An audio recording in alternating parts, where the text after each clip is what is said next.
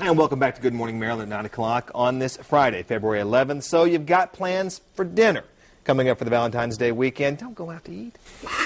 Stay home. Impress your friends and impress your significant other. Cook.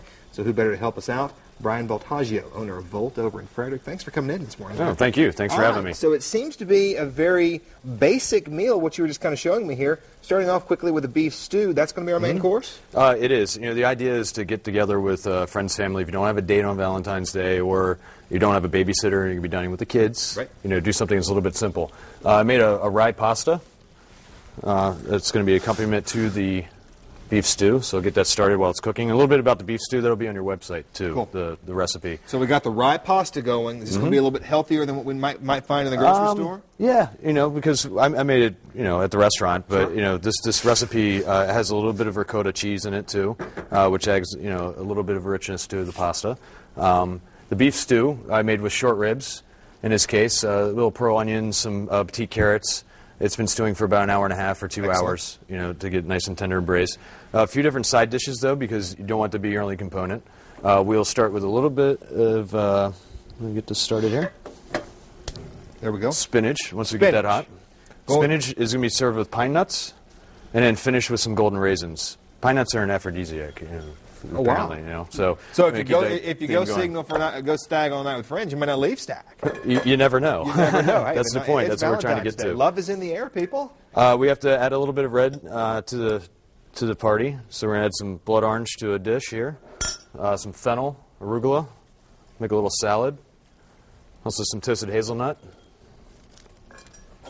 Gonna season with salt and pepper. Now, see, you've got some avocados over there. You've kind of got a lot of different accent pieces here with this. We see some carrots, some cheese, mushrooms, whatnot. I mean, you really turn it out for it, don't you? Yeah, you know, the idea is to put together sort of a family-style spread, you know, so that people can mingle, you know, eat together as a group and family, and things that are very simple that appeal to a lot of different people.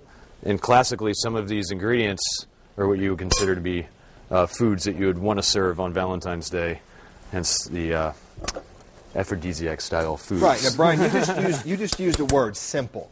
If we're going to be kind of going out trying to do it at home, is it better to keep it simple, or do you need to get complicated? If you're going to do it at home, you want to keep it simple. The idea is, especially with like a stew, and the reason why I chose this dish, it's something where you can prepare a majority of the ingredients ahead of time. You don't have to worry about being constantly at the stove because it's a slow cook item. An item typically you're going to have braising in the oven. So you can mingle with your friends and family, be a part of the festivities, and not have to worry so much about being in the kitchen. Now, as we did mention, you are the owner of Volt over in Frederick. Now, if we don't want to cook at home and want to come see you, what's going to be on the menu this weekend? On the menu, we're doing a special tasting menu that's geared around Valentine's Day. We will be open on Monday, which is our first time ever since the inception of the restaurant. So we'll be open Monday for that special menu. And right now, though, currently, reservations are a little bit tight, unfortunately. Of course they are. But please, I mean, we do have cancellations, we do have openings, they do happen. So go to voltrestaurant.com, you can book reservations through there. All right, now we're going to have these recipes online a little bit later this morning. Again, the stew, you have the rye pasta, number of different garnish items, as well as the accent pieces, great salad. Again, a great night out for friends, great night out for you and a loved one, however you want to do it. Brian, you've set us up wonderfully right here, haven't you? Yeah.